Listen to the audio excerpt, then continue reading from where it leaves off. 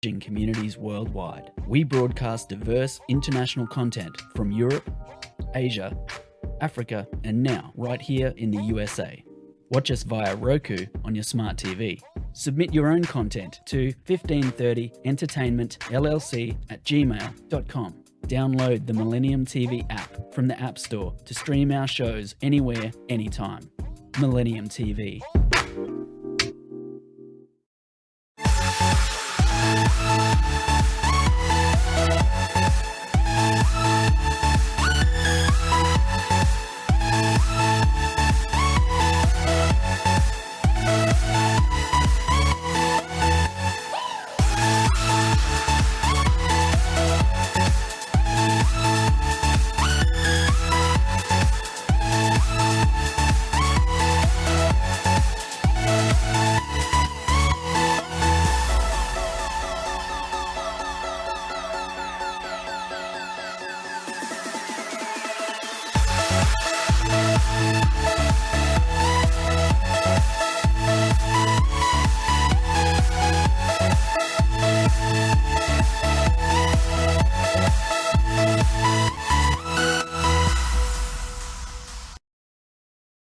Welcome to another exciting episode of Cap and No Cap. I am your host, Kevin C. Meggett, with the beautiful and talented Jinea Butler, the Republican that won't let up. We got options out here, folks. You know what I mean? Absolutely. Howdy, everybody. How you doing? What's up? All right, well, you know how we do. We're going to give it to you straight. We're going to give it to you raw. We ain't going to be capping. First thing I want to talk about is I wanted to thank you. You were a recipient of the Rise of Broken Women Award for Black History Month. For Women's History Month. Yes, thank you so much. Yeah, no, you actually earned it. For those that don't know, she is phenomenal. Before we jump into what we're going to talk about, tell them a little bit about Hip Hop Union. That's what I want them to know.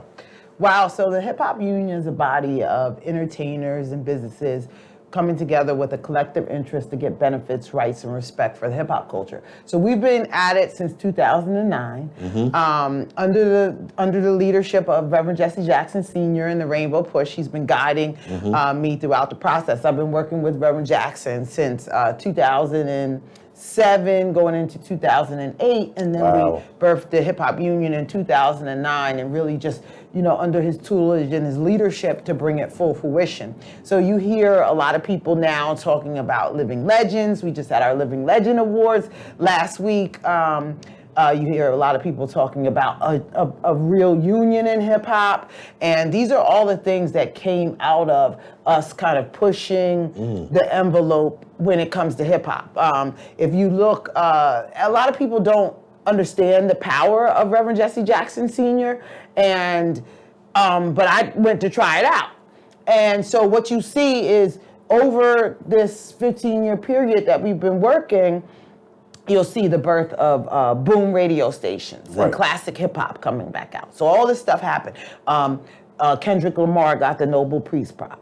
You hear hip hop talking about politics. You hear hip hop infusing itself in education. You hear, again, now we're talking living legends. And this is all birthed from the power that we gained on the platform with Reverend Jackson. We do something every year at the Wall Street Project Economic Summit.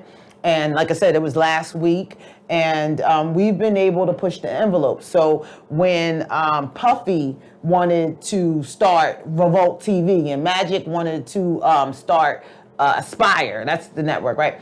So they came into our panel. Right. To see what hip hop was really about, to see if it was worthy. And we had to represent the commissioner of the FCC came, and she was sitting in our room trying to figure out if this is something that they would okay. So we have been in the forefront. A lot of people don't know the work that we do because we haven't been looking for the recognition, but you were doing the work. It's happening, and that's now the recognition is catching up to the work that you've selflessly have done. I said selfishly. Oh yeah. Selflessly. But I knew that it needed to be a selfless type of thing because hip hop is so complex, and so the people and the personalities in it, and you'll see me that I'm going through this right now. People are telling me that they made up the hip hop union and that they did all of this work and that they are doing all I always G-check people because I know. I'm like, nah, Jinea had that already. Y'all copying and pasting right now. You know what I mean? Big time. So. And then that goes back to women in hip hop. What does that mean? If you're going to try to overshadow me, right, and all of the work that I've done, all the love that I put in for you, what are we really talking about here? Because if I didn't do the work, will we be in this position? So that's where the selfless came at. And so you kind of have to look at it this is for the culture, this is for the people, but it's also going to be about my respect too. That's right. And I've seen you pull up on people. Tell them to put some respect on your name. That's all I'm saying.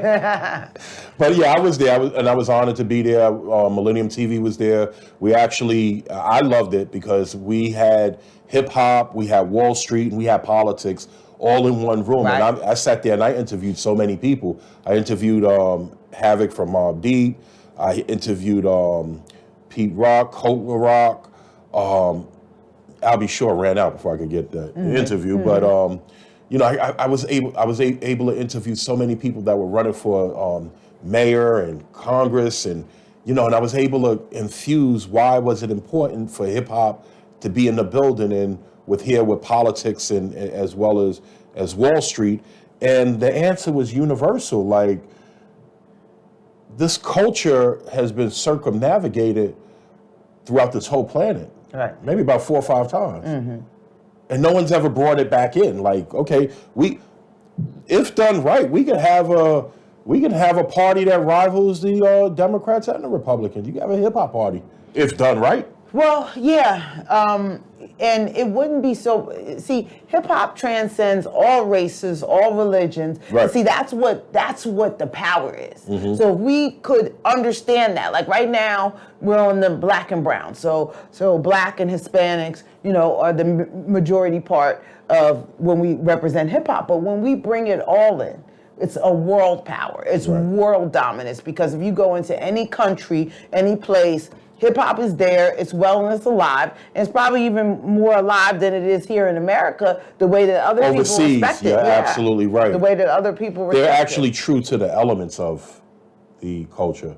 So like overseas, they still break dance, they still do graffiti, you know what I mean? Like, so yeah, that's interesting. Thank you for having me. That was so dope. No, I'm so glad. I want to jump right into the war in Ukraine, It's getting bad there. I mean, I don't, it's like you have a little piece.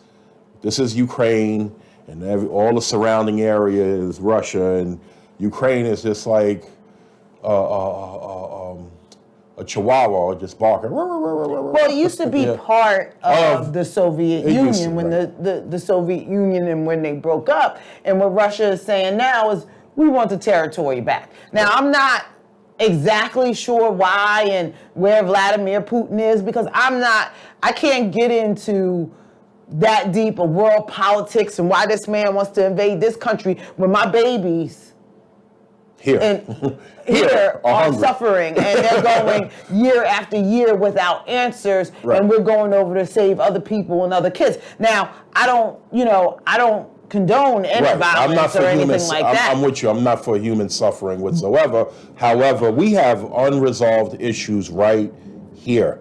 And I always tell people, I don't have a dog in that fight, and I don't have a nickel in that quarter. Right. And neither should America. That should be a NATO thing, not led by America, but just be part of the NATO pact. That's just my opinion. Again, I don't get paid to make world decisions, but what I found very interesting is that the president is out here talking about regime change, and I'm like, huh? Who is going to change the president of Russia? Well, what he said was, Vladimir Putin has to be removed. And I was nervous about that. What do you mean he has to be removed? Who's going to remove him? Exactly. So because then we're talking about nuclear war. So a friend of mine, she told me that, Russia's unmatched to our military in every place except nuclear weapons. Where nuclear weapons are, they're about equal, maybe even better than us, nuclear war style. Yeah, they have about the same weapons. You're absolutely right. However, what makes Russia such a threat to us, and this is another advantage that they have over us that we don't, they have the ability to, with cyber attacks. So basically they could basically flip a switch, right? And planes will be landing on their own, be falling right out of the sky. But then that would be taken, you would shut power grids down. They have their cyber technology is way advanced than ours. So we, but then that would be definitely an act of war if they did that. I just, I'm hoping. And they said they did it in the last presidential election with Trump as well. If you've seen all of the, the media that was going out the first time that he ran. So it's definitely there. But I just feel like, my heart goes out to the Ukrainians because the Ukrainians are fighting now. They ain't no punks now, okay? There ain't no punks, but they're going up against a big gangster that has decided that, this is what he's going to do after world, and we'll talk about it later. They're sanctioning him, stopping his money, and it's not slowing him down. I mean, I don't know that if you thought that Putin didn't think all of that stuff out and didn't know all of that stuff. Like, I think that he's very well equipped, to keep pushing the needle forward. But what do we do, right? What do we do? Again, my focus here is here in America. Now, I understand that, we have a responsibility to the rest of the world, but I have a responsibility to the babies. Right. And here's my other thing with that too. So a lot of people don't notice, and I think it was you that pulled my coat to this. Right now, as we speak, we're bombing the Sudan. Right. You know what I mean? In Africa. And we're bombing them in the name of terrorism. And the United States is basically saying the Sudan is a safe haven for terrorists and a breeding camp for terrorism. With that said, the Ukraine is a safe haven and breeding ground for neo-Nazism. So now you have all of these refugees getting ready to come here, going to be over-prioritized over, I'm a citizen of the United States. And so are you. They're going to be over-prioritized over citizens, given the resources that we've been asking for, and they're going to come here and they're going to practice the same anti-black racism that the rest of America practice. And that's, but that plate of food you're getting comes from my ancestral stove. And so I feel, I hear, I'm numb. I don't mean to be numb. This is what this country has done to me. I'm numb to the whole thing because I have unresolved issues. Our people have a lot of unresolved issues, just as citizens. Well, let's look at that. So we had the 100,000 Afghans come in over on the plane. They flew them, when Afghanistan was having their problem. Now we're getting 100,000 Ukrainians. You turn the Haitians and all the Mexicans away at the border.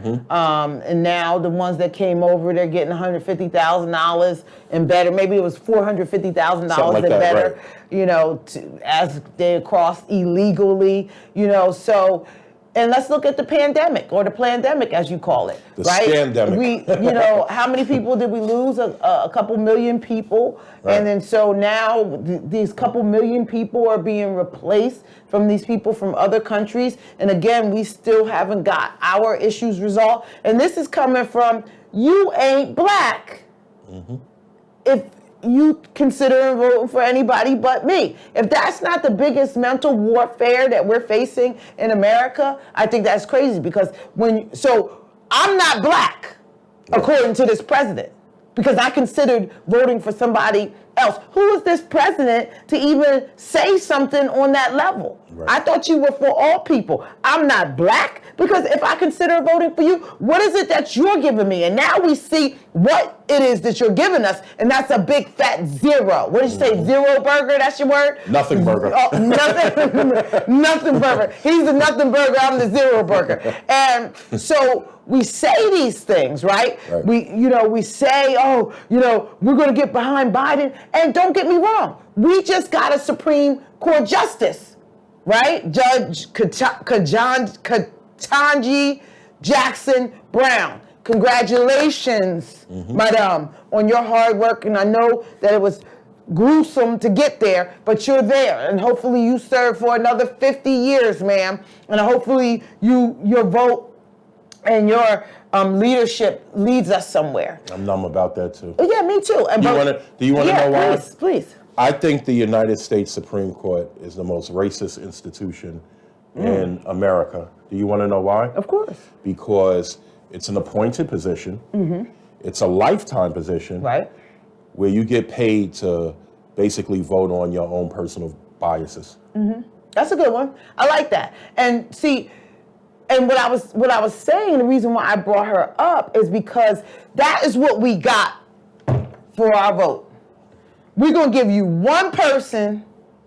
We're going to put her in the Supreme Court. We want you to vote Democrat for the next 10 years. This is what they think we're worth. One. Right. That should have been, that's a given. Right, I got you.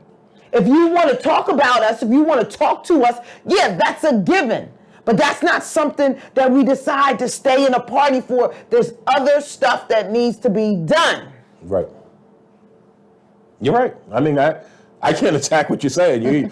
You preaching to the choir right now. I'd just like to know where has all of these, I think since Biden's been in office, something like $1.9 trillion have been approved. Where's the receipts for this money? Where's this money going to? And I reposted this. You had posted this on social media, and I had to repost it. It was, it's like, hey, Joe, let's forget the Build Back America. Can you just please put it back the way you found it? Listen, I just seen California, $10 gas. $10 a gallon gas for 93, and people are like, oh, well, they can afford it over. We cannot afford $10 gas. You're right. You can't. We cannot even talk about it like that. I remember years ago, I had went to Honduras, and their gas was an equivalent at the time to $8 a gallon. And I'm saying to them, how are y'all moving around? You're not. Right. You're not.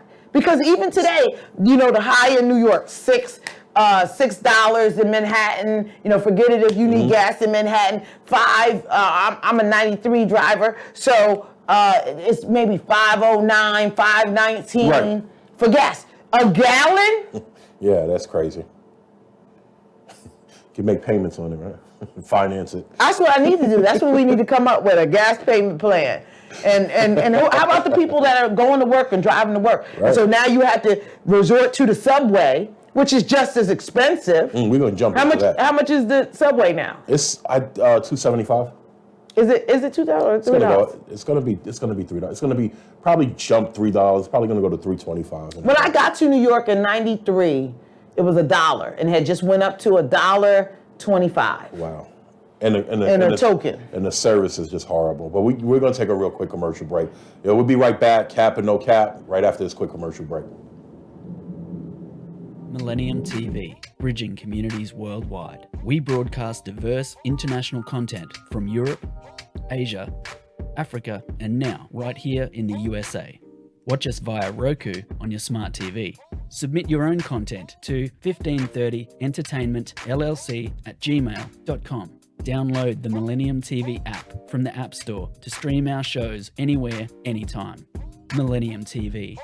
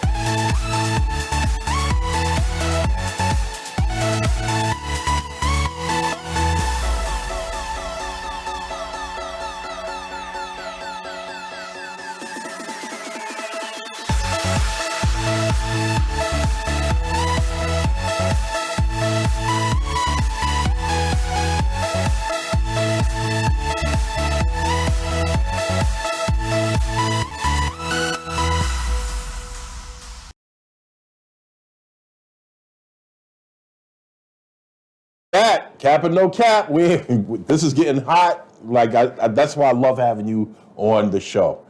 You know, Kev, when he points, you get a car, you get a car, you get a car. So we sitting here, we're talking about Jim Crow Biden, you know. Jim Crow Joe. Speaking of Jim Crow Joe, I was at a press conference with Chuck Schumer yesterday in front of VA. For those that don't know, I'm a war veteran, United States Navy. Joe wants to close 3 VA's hospitals in New York. In New York? In New York. I'm thinking that was across the... Now, I got an interesting philosophy with this, right? So a lot of people are saying, oh no, this is what Trump proposed before, and Biden's just picking up the residual effects. Well, if that's the case, let's just for argument's sake, that we'll say that that's what it is. He could say, well, I'm not doing it. Right. He's not saying that. But I don't think it's Trump doing that. I'm going to tell you what I think. My biggest thought is you throw this out, you get everyone excited. Chuck Schumer comes here and he gets the and shout out to him. He's really a nice guy to even want to grab it, but I think I see agendas and I see it for what it is. I'm going to come here and be the savior to this.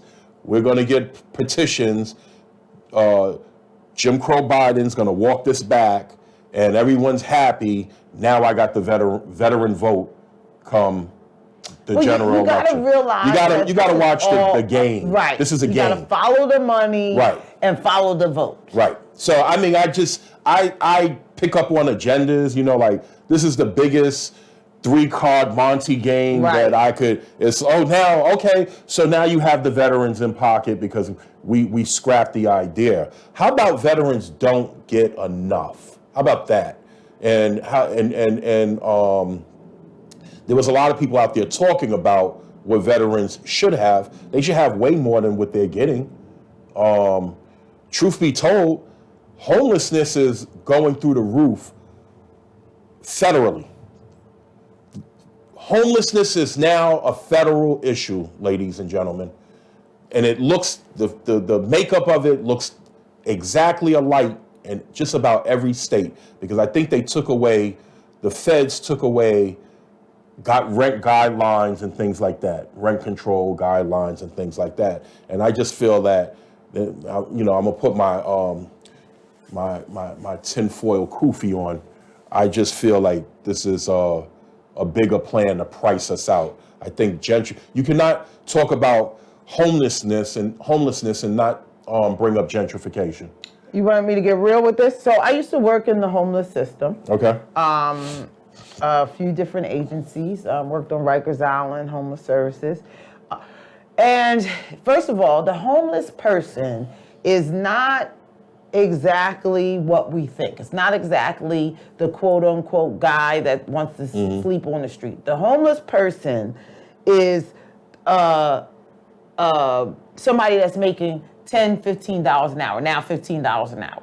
That can't minimum afford, wage. right, that can't afford the prices in New York. So I have to be homeless as a result. The homeless person is the man with baby mama drama that got kicked out and don't have nowhere else to go. You know, most of his money's in child support.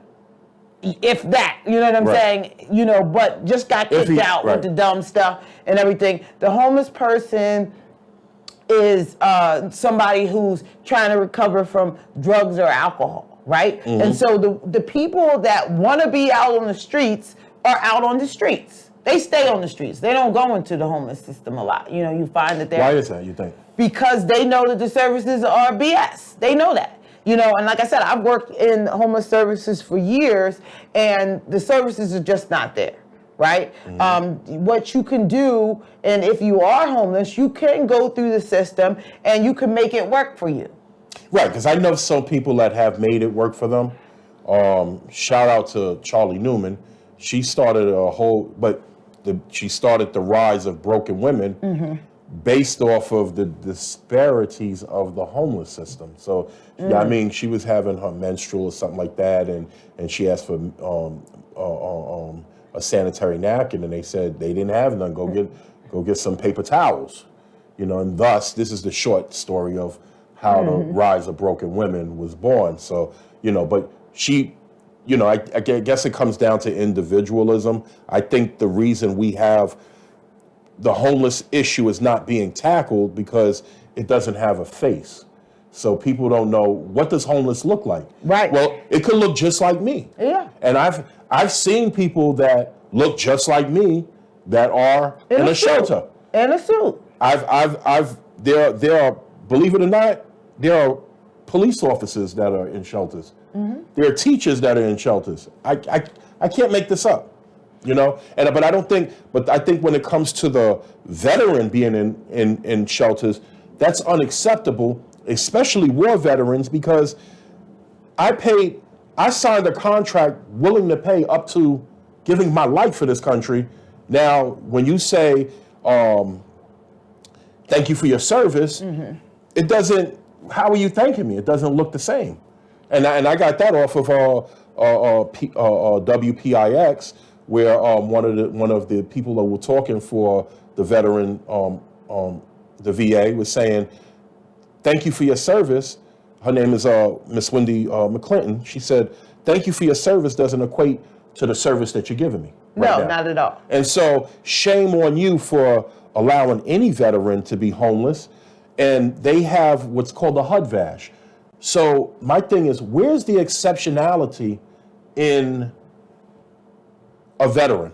Like, everyone goes through a process. You got to go through shelter for 90 days to generate a voucher. If you're a veteran and your voucher is different from theirs, you shouldn't. Where's the exception? Where's the exceptionality? So I mean, like, I just never really understood why, we don't take care of our veterans, but we expect the veterans to take care of the needs of the interest, or the interests of the wealthy. That's the American way, though, Kev. It's like, use you up, throw you away, and then say, what did you think? Because, you think about the people that are over there defending these other countries right now. At one point, they're going to be veterans too, right? So they're going to come home and they're going to expect everything taken care of, but we don't have any investment capital when it comes to the veterans. Veterans don't make money for the United States at this point. And maybe we should think about how we can flip this veteran money so the money can get better, because we're just giving it. And anything that's given in this country, like welfare, social welfare programs and stuff like that, everybody has a problem with that, because everybody wants to make more money. Now, if I just have to give you the money and then ain't no money coming back, I'm going to be I'm going to say, let me pull my purse string over there. And this is not right, because, again, we have to take better value in our citizens. We have to stop eating our citizens in the United States of America. You can't say that we all have access to the American dream, and some of us are getting eaten up by lions out here. Right. And the lion that looks like America. It's not somebody else coming in here. Me as a black woman, trying to make it in this world, I've got everybody else trying to pull at my coat strings and say, black woman, you ain't good enough. Right. Even when I work hard enough. Right? But you're still not good enough. Right. And so we have to stop eating our people. When Biden now talks about a new world order, right, because he called that the other day, we're going into a new world order. Did you hear what he just said?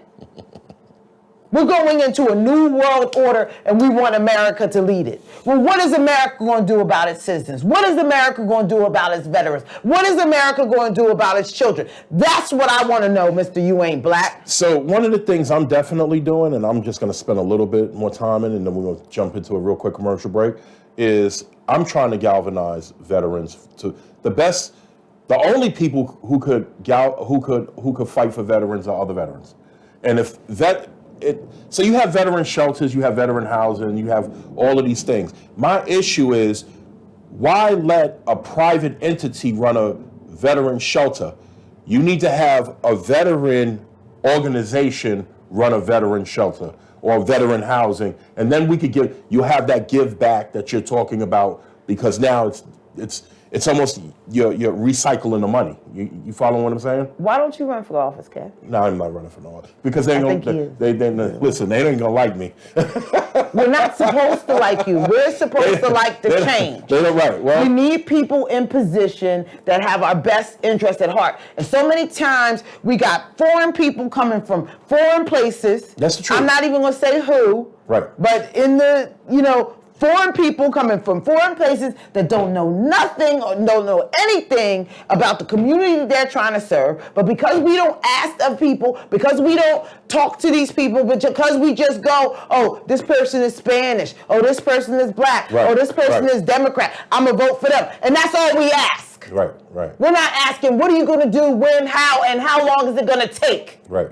We're not asking that information, and we need that information now. We need that information before you go in. Right. We're going to take a real quick commercial break. Sure. And when we come back, I want to talk about how the city's looking.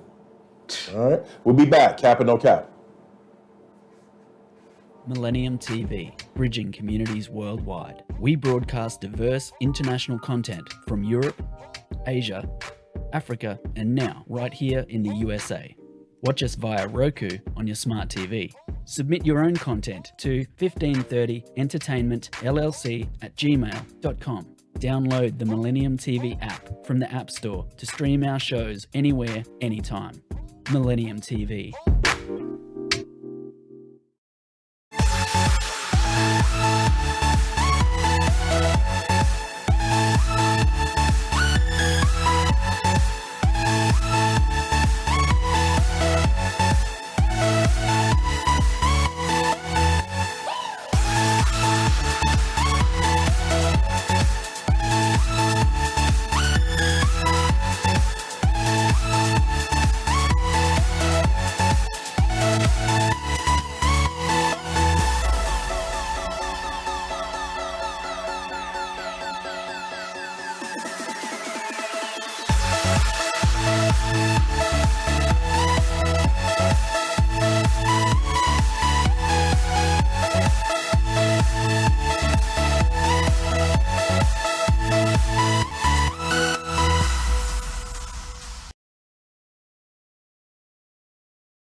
We're back. Cap and no cap.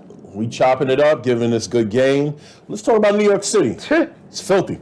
It's disgusting. And I'm filthy. sorry, Mayor Adams, I need you to step up. Stop trying to be a celebrity mayor right now. I need you to step up. I need you to look at this differently. We've known you since you were in the assembly, maybe even city council. Right. I know I met him when he was in the assembly years ago, 2009 in Albany. So his rise to mayor is a really good one, because it took like 15 years. I'm sure it took all of his life, but here you are now. New York can't go the way that it's going. So we got the subway system all messed up. People are pushing people onto the subway tracks. I haven't seen this. Right. In New York, where people don't care. I had on a white pair of sneakers on the train. I knew, I just took it out the box. I said, let me ride the train today. I'm gonna take a little walk, and let me walk around. Got on the train, and the homeless man stepped right on my shoe on purpose. Like, how dare you have a white shoe on? It's a wrap. Boom, step right on it. So there's a different mentality underground. Right. And so now the homeless people that are deciding to be homeless under there are fighting back for, their rights, which, there is none in that perspective, but they're fighting. And the mayor's now saying he's going to take down the homeless encampments. What do you feel about that? How do you feel about that? I think he should. No, okay, I was going to say the same thing. I definitely think he should. Yeah. I mean, I don't think they should stand. They have to clean out the subway system. Right. They have to send the police in there. But now that there's triple parking.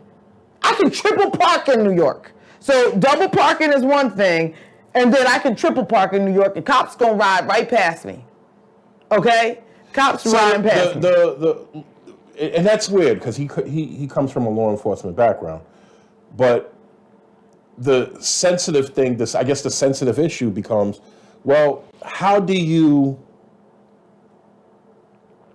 enforce the law without jacking people's rights up. You know what I mean? I don't want to say it's a conflict, but it's a very, very fine line, and that's where you get in the. And I'm not advocating to violate anyone's rights, because believe it or not, I think this was part of the scamdemic. We're going to lay back. Crime is going to rise. Mental health is going to rise. Everything went up during this scamdemic, except for my paycheck. As you're letting all of these people out of jail. Right. So I'm going with that. I'm going to go with that narrative with you, because if we go back to Giuliani, I got to New York in 93. Right. So right between the break between Dinkins and Giuliani. Okay. So Dinkins was leaving out of office. Giuliani was coming in. It was still a little rough under Dinkins. And then Giuliani cleaned up the city, right? But let's look at how he cleaned up the city. He cleaned up the city by putting all the black people in jail. Okay, so we got to take a look at that. So that's not what we want to happen. Right. Okay? But if you keep acting up, what is it that somebody is supposed to do? Give us an alternative to that. And I think that's the issue. The issue is, let all of this. Now you have people begging, like, please violate their rights. This is where we're at. I mean, I see the game. And the problem wasn't, let's let everyone out. Everyone shouldn't have got a get out of jail free card. The problem wasn't the people being arrested. The problem was the courts. You know, the court system. The bail was so. But the people that were legitimately locked up for a handgun or for this and that, and you deserve to be where you at.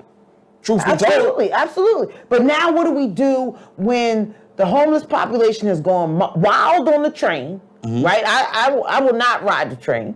Okay, so they've gone wild on the train. They're pushing people off the train. People are getting beat up on the train. People out here smoking K2, out here doing all that stuff. If I'm the mayor right now, I'm going in hard, because I'm going to say, how many New Yorkers want to be safe? Right. Okay, so then I'm going to say, excuse me, everybody on this train, everybody that's doing crime, I'm going to give you a chance. I'm going to give you one chance. Clean it up, or you won't go to jail. But guess what? If I come out here, and you out there doing right, and you out here, guess what? My word is my bond. Test me. Come test me. But I'm going to give them an opportunity. I'm not going to just assume that this is the deadline. Right, because gotcha. We went from 0 to 100 real quick in its demise. It's crazy, because I could see where you have to take a stand on something. You just can't. You can't have lawlessness. You just can't.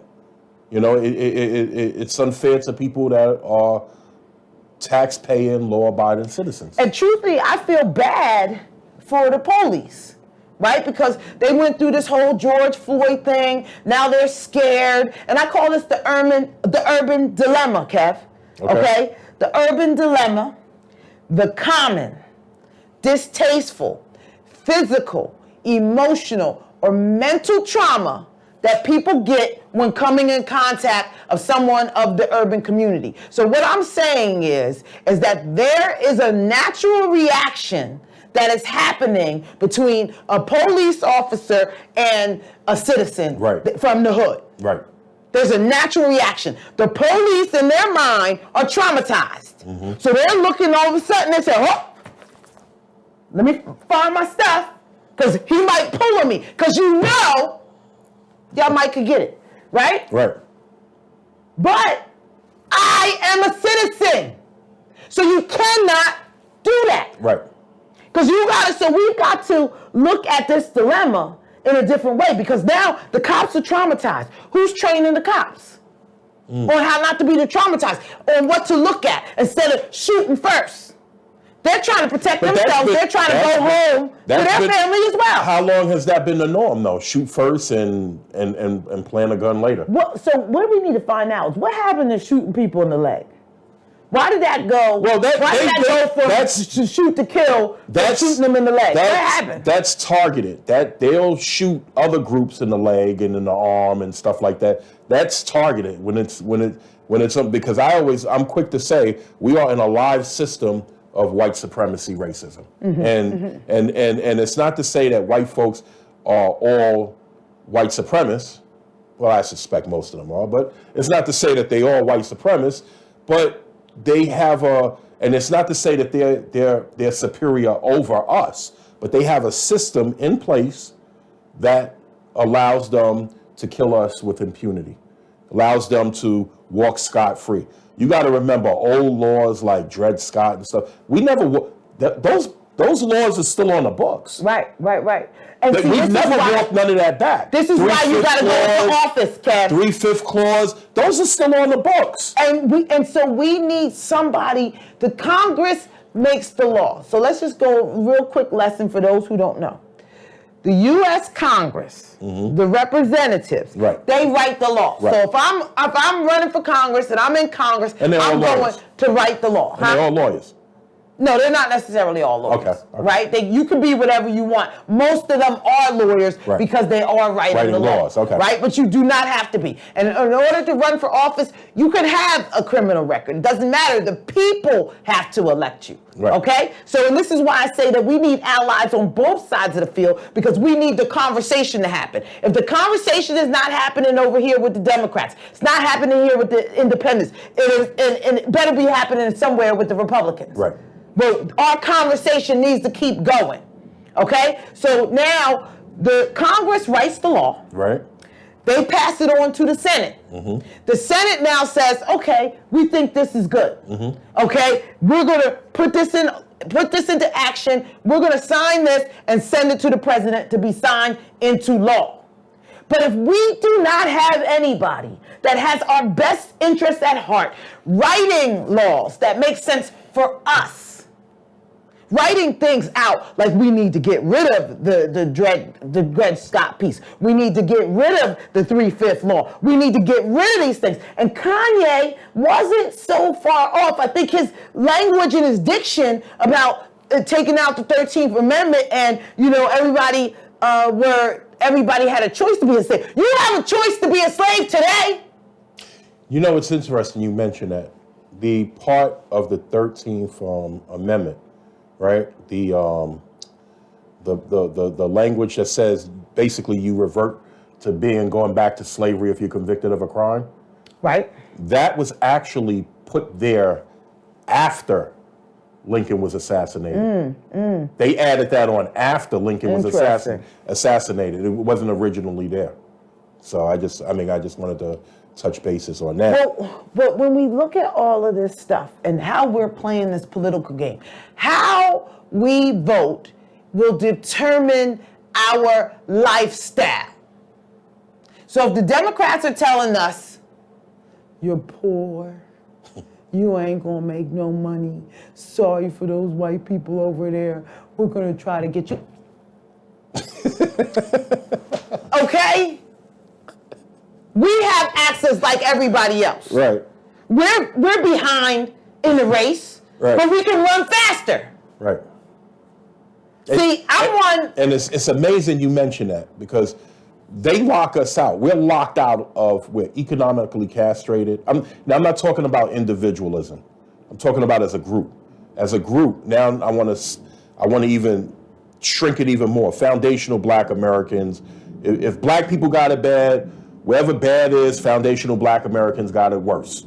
We are, and this is, I'm actually your mentor. He was one of them, and four other people changed us from being Black Americans, and I believe it was either 88 or 83, I'm not sure. And we went from Black Americans to African Americans, and the African American game just has not worked for us because what happens with that is if I'm from Ghana or I'm from Nigeria or something like that, and I come here and I have a child here, right? And that child is born here.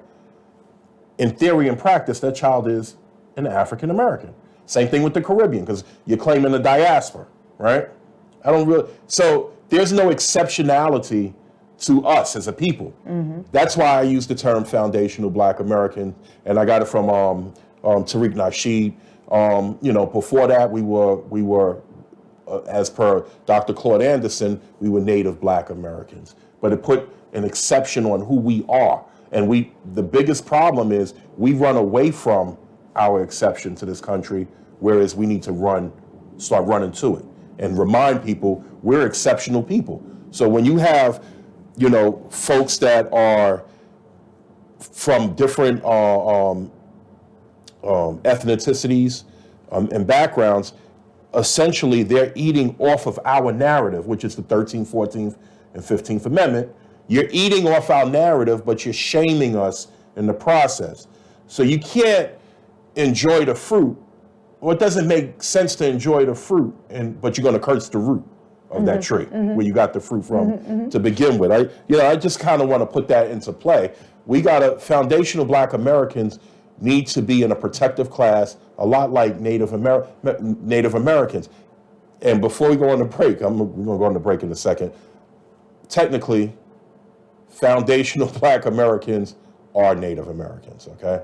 They're the parents of Native Americans, but that's a different topic for a different show, and I promise you, I'm going to bring that show coming soon. But we're going to take a real quick commercial break.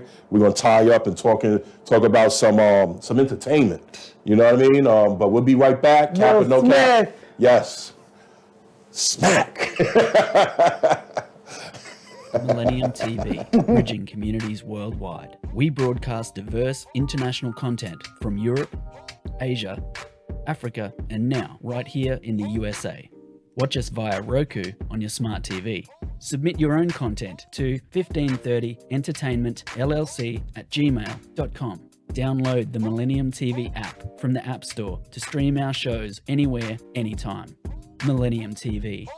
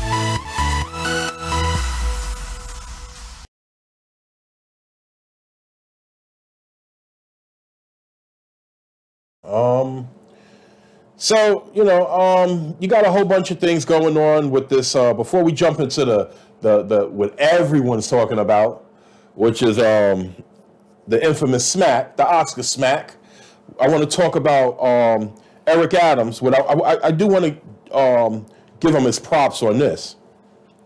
Basically, Eric Adams was saying social media like Instagram and Facebook and stuff like that and YouTube should stop airing drill rap because it's killing these young kids. And I thought it was very interesting. I got mixed reviews on that, but I don't know enough about drill rap.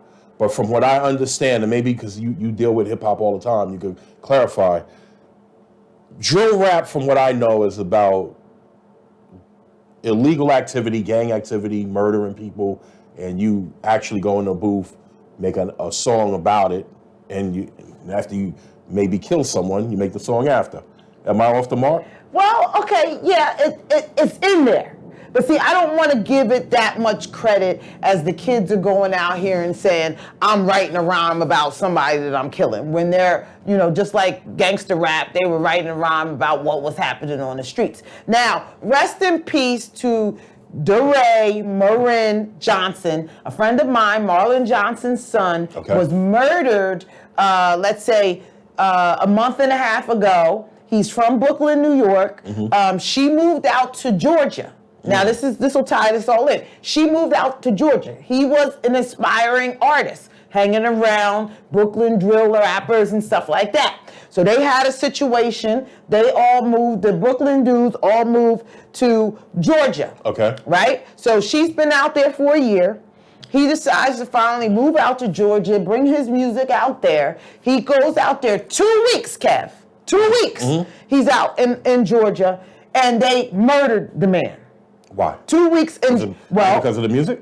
Well, they're talking about it in the music. They're talking about this. But see, I take him, he wasn't like a rah-rah dude. He wasn't, his song was Take Over the World. Like, he had a beautiful song, beautiful message.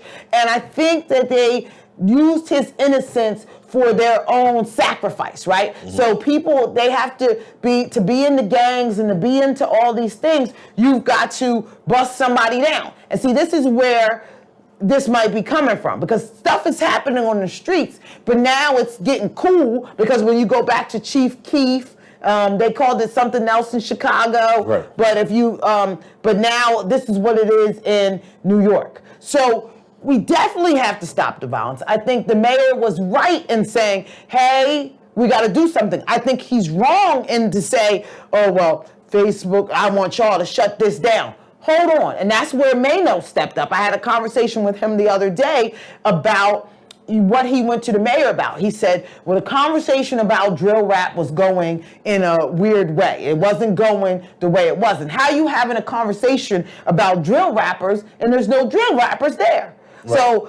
So we are willing to do something. But again, we can't, as the Manos, as the rappers, also sugarcoat what's happening, because they are, in these lyrics, they are telling when they gonna kill somebody. They are telling how they killed somebody. They are saying all these crafty little things in music, right? And so I'm going a little deeper now that my friend's son has passed away. She has a company called Way Up, and we're going to be doing some work. And so I'm going to be investigating a little deeper of why it has to be associated with the death. But I was telling Congressman Charlie Rangel and A.R. Bernard a few weeks ago. I remember you were on that show, yeah. Right? I was telling them a few weeks ago that I worked at the Boys and Girls Club, okay? And maybe once, maybe twice a month, a kid got shot. This was, I worked in the Boys and Girls Club across the street from Fort Greene and Farragut Projects, right? So maybe once or twice, somebody within the community would get shot. Right.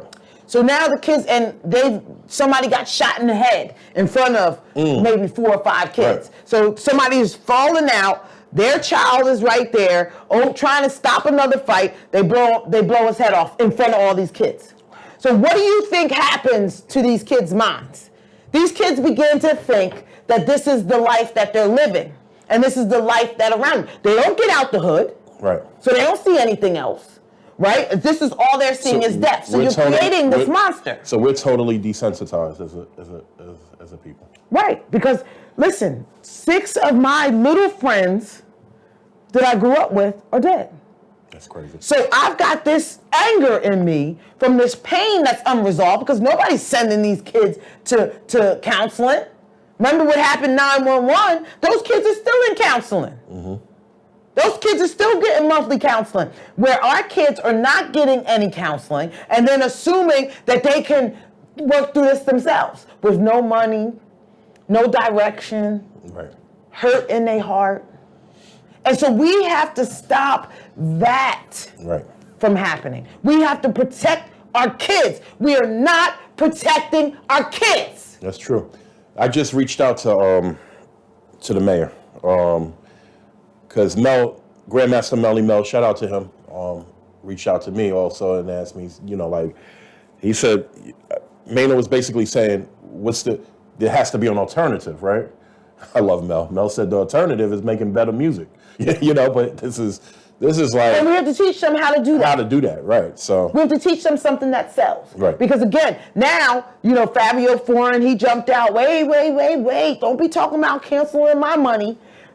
But he didn't say, I'm willing to change my lyrics. Right.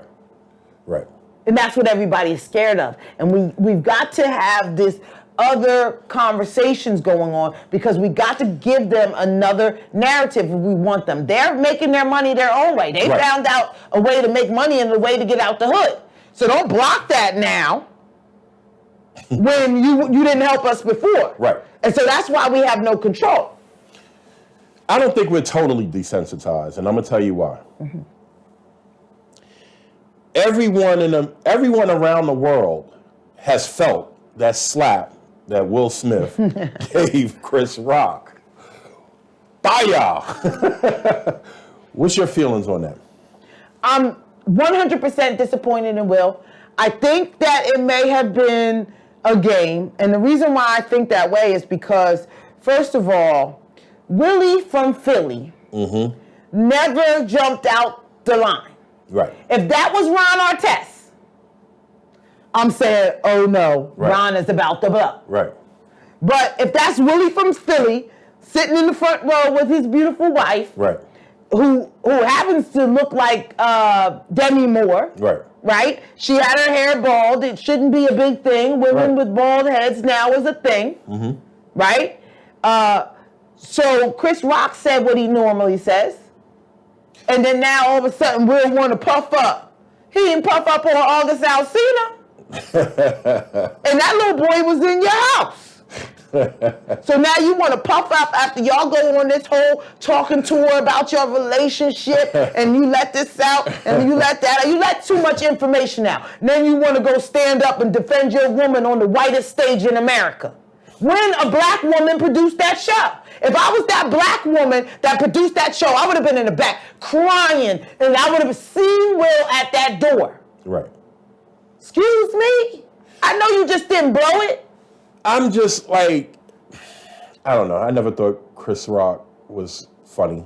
But I just don't, but it didn't warrant him being publicly humiliated. But if you look, he leaned in. What are you going to do? Right. And Will. Oh, he did? Yeah, he leaned in. He had his hands behind his back. And you come, I'm going to let anybody right here. Come on in here. Yeah, right. You're going to get it. My dad said, you come in here, you're going to get it. So anybody running up on you, I don't know the person that leans forward and goes like this. Yeah. Go ahead, hit me. And see, I think that he knew he was going to get hit, but he didn't know that Will was going to smack him that hard. Right. And I think that was part of Will's ritual to get the Oscar, to make sure that Oscar So Black is not next year. Okay, because next year I think we're going to be Oscar So White again. Right. This year, I think it was a couple years ago. It was a Khaled running across the stage, tripping. Oh, we the best, we the best. We don't need that. Right. Yeah, I'm not a big fan of Khaled. Me neither. Misappropriating the culture, sir. That's interesting what you just said. It's going to go back to Lily White. Wow. Yeah, because when we gave y'all the reins, because Will Packer produced it, right?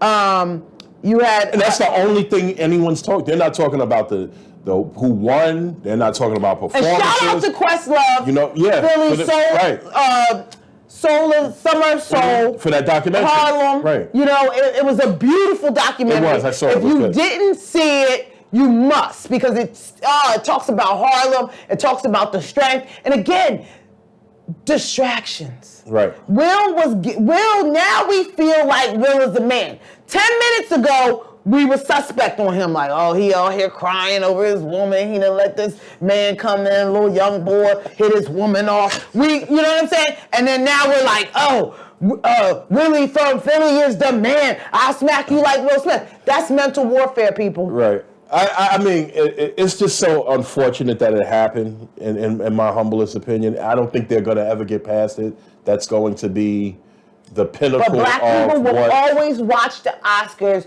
because of that moment. And you got to realize they have been wanting those type of ratings. We got to stop getting played. They've been wanting those kind of ratings. So now they got retweeting Oscars all day. The smack heard around the world. Tweeting Oscars all the way. Will is one of them. Right. And so is Tiffany Haddish talking about, I'm glad that it happened. It was great because, a man standing up for that woman and make me, miss. So we got us out here looking stupid, right? Exactly, irrational. They want us to look irrational. That's why they shoot us, because your thinking is irrational. So shout out to Derek Barner, author of Havoc and Mayhem and Alley Cat, because him and I were going back and forth with a similar argument, and he's kind of validating everything that you just said. So this is it. We wrapping it up. Time goes by fast. We're going to smack you into next Monday when we come back. We ain't out here capping. This is Capping No Cap. We are on Roku. We're on Apple TV. We are on your Android. We are on most of your devices. Go to Millennium TV 24. Download us right now. And please advertise with us. We have good advertising rates. Until next week, we'll see you. Have a good one. Peace.